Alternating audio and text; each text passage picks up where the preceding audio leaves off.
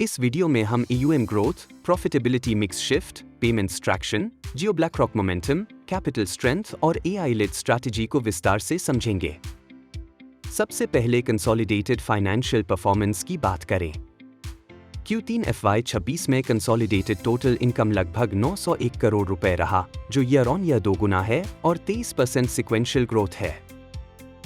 Consolidated PAT 269 crore रुपए रहा। पिछले क्वार्टर की तुलना में पैट कम दिख रहा है, लेकिन Q2 में एसोसिएट डिविडेंड इंपैक्ट शामिल था। सबसे महत्वपूर्ण मेट्रिक रहा net income from business operations, जो 386 करोड़ रुपए रहा और ईयर ऑन ईयर 320% ग्रोथ दिखाता है। अब कंसोलिडेटेड नेट इनकम का 55% हिस्सा को बिजनेस ऑपरेशंस से आ रहा है, जबकि Q3 FY25 में यह केवल 20% था। इसका मतलब है कि company treasury driven holding structure से ऑपरेशनल फाइनेंशियल सर्विसेज प्लेटफॉर्म में ट्रांजिशन कर चुकी है। अब लेंडिंग बिजनेस यानी जियो क्रेडिट लिमिटेड की बात करें। एसेट्स अंडर मैनेजमेंट 19,049 करोड़ रुपए तक पहुंच गया है, जो 4.5x year on year growth है और 29% सिक्वेंशियल ग्रोथ है। क्वार्टर में ग्रोस डिसबर्समेंट 8,615 करोड़ रुपए रहा, जो पिछले क्वार्टर से 30% ज्यादा है।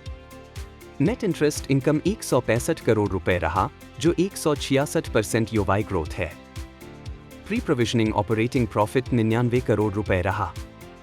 कॉस्ट ऑफ बोरोइंग 6.99% तक कम हुआ है। Date to equity ratio 3.2x है और कैपिटल एडिक्वेसी रेशियो 24.39% है, जो कंफर्टेबल बफर दिखाता है। मैनेजमेंट ने स्पष्ट किया है कि AUM growth primarily organic disbursement से आ रही है और डायरेक्ट असाइनमेंट बुक का शेयर धीरे धीरे कम होगा। अब पेमेंट्स वर्टिकल की बात करें। जियो पेमेंट्स बैंक अब फुली कंसोलिडेटेड सब्सिडरी है।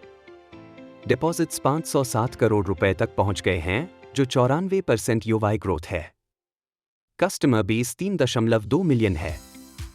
टोटल इनकम 61 करोड़ रुपए रहा, जो year on year 10x growth है। ट्रांजैक्शन थ्रूपुट 3x बढ़ा है। बिजनेस कोरिस्पोंडेंट नेटवर्क 287,000 टच पॉइंट्स तक पहुंच गया है, जो मैसिव डिस्ट्रीब्यूशन एक्सपेंशन है। RBI से 75,381 एडिशनल BCs के लिए इन प्रिंसिपल अप्रूवल मिला है, जिससे रूरल पेनिट्रेशन और बढ़ेगा। MLFF टोल मैंडेट्स में 8 में से 4 मैंडेट्स हासिल किए गए हैं, जिससे infrastructure linked recurring income opportunity दिखती है। जियो पेमेंट सॉल्यूशंस यानी मर्चेंट एक्वायरिंग बिजनेस में ट्रांजैक्शन प्रोसेसिंग वॉल्यूम 16,315 करोड़ रुपए रहा, जो 20% सिक्वेंशियल ग्रोथ है। Gross fees and commission income 96 crore रुपए रहा और net processing margin 10 basis points तक बढ़ा है। एंटरप्राइज डैशबोर्ड, इंस्टेंट सेटलमेंट्स और डायनामिक करेंसी कन्वर्शन जैसे tech first initiatives merchant stickiness बढ़ा रहे हैं। अब इन्वेस्ट वर्टिकल की बात करें। जियो ब्लैकरॉक एसेट मैनेजमेंट ने केवल 6 महीनों में 10 फंड्स लॉन्च किए हैं और AUM लगभग 15,000 करोड़ रुपए तक पहुंच गया है।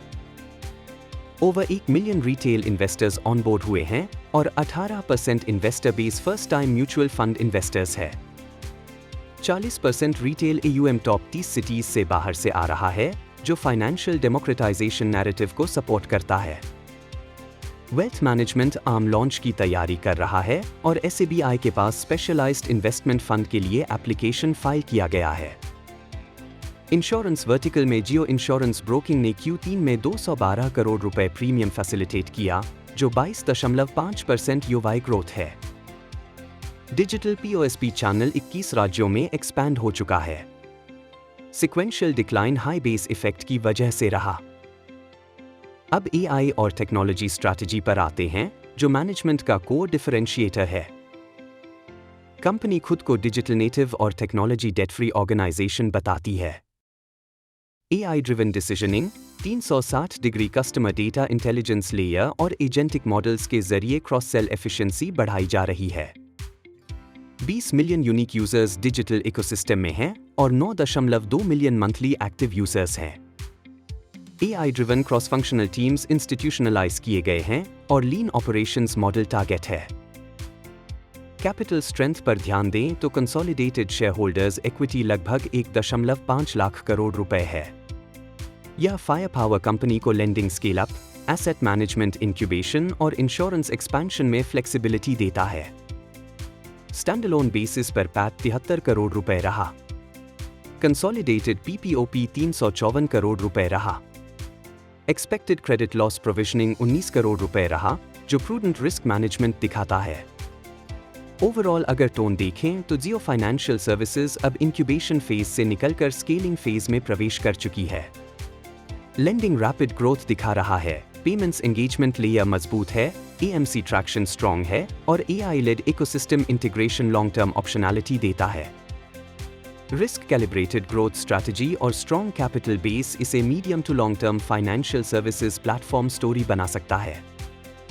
अंत में एक जरूरी डिस्क्लेमर, यह वीडियो केवल शैक्षणिक उद्देश्य के लिए बनाया गया है। इसमें दी गई जानकारी किसी भी प्रकार की निवेश सलाह नहीं है। कृपया किसी भी निवेश निर्णय से पहले अपने SBI रजिस्टर्ड इन्वेस्टमेंट एडवाइजर से सलाह अवश्य लें।